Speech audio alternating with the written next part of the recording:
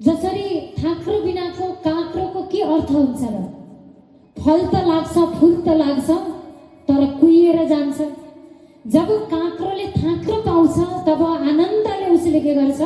फल दिन सक्छ। त्यस्तै हामी त थियौँ, तर आफ्नो बुद्धिले, आफ्नो बलले, आफ्नो पदले, प्रतिष्ठाले, हैन कि पेपरले या सर्टिफिकेटले गर्न नसकेको काम ईश्वरले च्वाट्टै तुरुन्तै यो वचन आयो, टिप्नु भयो, अहिले काम प्रकट परमेश्वरले गरिसक्नु भयो।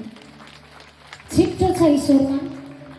जसरी काँक्रोले थाक्रो पाउँदा, थाक्रोको सहायता पाउँदा आफ्नो असली गुणहरू देखाउन पाउँछ, जसरी एउटा बिउले माटोको सहायता पाउँदा, माटोको सहयोग पाउँदा आफ्ना गुणहरू संसारको माझमा प्रकट गर्न पाउँछ, त्यस्तै हामीले पनि परमेश्वरको सहायता पाउँदा, साथ पाउँदा, उहाँको प्रेम पाउँदा, उहाँको कृपा दृष्टि पाउँदा कहाँको जीवन कहाँ आउँछ।